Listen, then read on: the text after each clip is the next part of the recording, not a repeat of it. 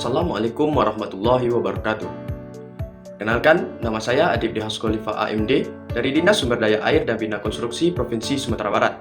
Saya merupakan peserta pelatihan dasar CPNS 2025 Angkatan 40 Kelompok 1 dengan widya iswara yakni Bapak Insinyur Nasri Dalpatria SH MMM. Izinkan saya untuk menyampaikan tugas Latsar Individu 3 Agenda 1 yakni mengenai isu-isu kontemporer. Soal pertama yakni isu-isu strategis kontemporer negara Republik Indonesia. Bangsa Indonesia saat ini tengah menghadapi berbagai isu kontemporer yang sangat kompleks dan berpotensi mengancam ketahanan nasional. Isu-isu tersebut tidak hanya bersifat lokal, tetapi juga bersinggungan dengan dinamika global yang memerlukan kewaspadaan bersama. Isu-isu ini menyangkut korupsi, narkoba, terorisme, dan radikalisme, money laundering untuk pencucian uang, dan praksiwar. Pertama yakni korupsi. Praktik korupsi merusak tata kelola pemerintahan, melemahkan kepercayaan publik, dan menghambat pembangunan nasional. Penegakan hukum yang tegas dan integritas aparatur serta pengawasan masyarakat adalah kunci untuk memberantasnya.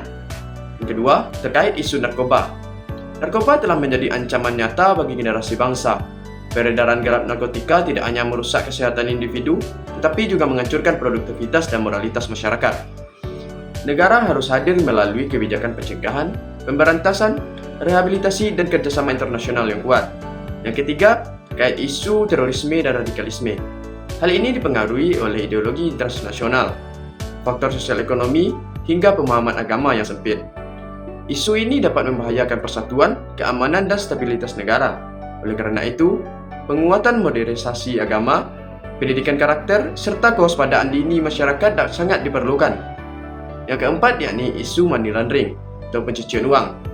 Ini adalah bentuk tindak kejahatan ekonomi yang bertujuan menyamarkan asal-usul dana ilegal yang merugikan sistem keuangan dan menghambat pertumbuhan ekonomi. Praktik ini melemahkan sistem keuangan negara dan mencederai integritas ekonomi. Kelima yakni isu praksiwar. Adalah bentuk perang modern melalui pihak ketiga tanpa konfrontasi langsung. Biasanya, bentuk perang modern ini bisa lewat ekonomi, politik, budaya, hingga media informasi. Yang keenam yakni isu kejahatan komunikasi massa atau mass communication crime. Isu ini meliputi cybercrime, hate speech, dan hoax. Penyebaran hoax, ujaran kebencian, propaganda, dan manipulasi informasi dapat memecah belah masyarakat serta merusak kepercayaan terhadap institusi negara. Literasi digital, regulasi media, dan kesadaran masyarakat dapat menjadi benteng utama kita untuk menghadapinya. Selanjutnya pada soal kedua, yakni bagaimana sebagai ASN menghadapi isu-isu dan perubahan tersebut. Sebagai seorang ASN dituntut agar mampu menghadapi isu-isu strategis kontemporer dan perubahan lingkungan strategis dengan cara memaksimalkan modal insani yang dimilikinya.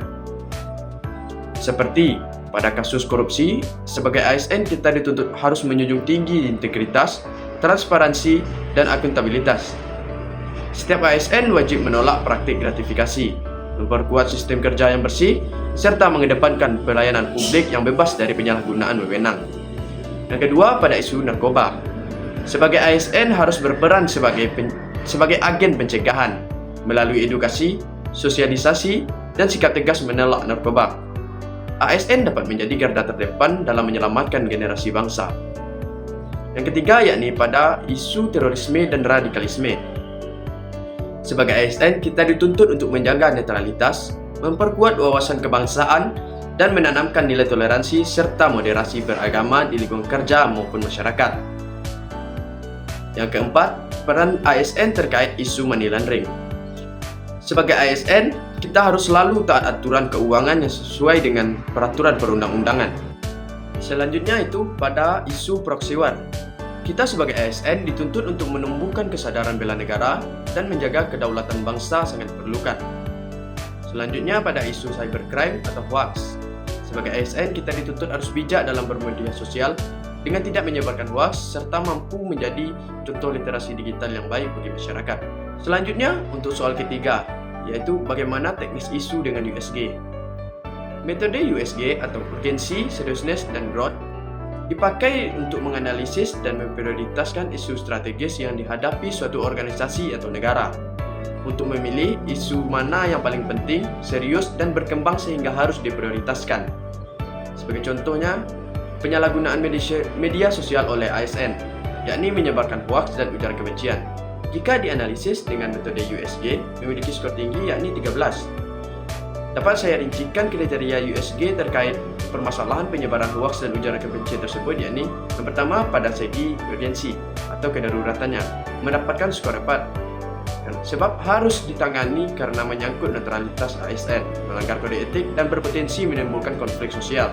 Yang kedua dari segi seriousness, yaitu keseriusan dampak, mendapat skor 5 karena menurunkan kepercayaan publik kepada ASN, mengganggu stabilitas sosial, dan merusak profesionalitas birokrasi.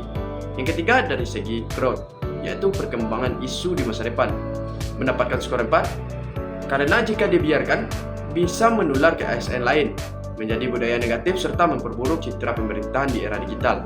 Maka dari itu, isu ini harus segera ditangani dengan pembinaan, sanksi disiplin, dan peningkatan literasi digital ASN. Baik, mungkin sekian yang dapat saya sampaikan. Terima kasih atas segala perhatian. Mohon maaf atas segala kekurangan. Wabillahi taufiq wal hidayah. Wassalamualaikum warahmatullahi wabarakatuh.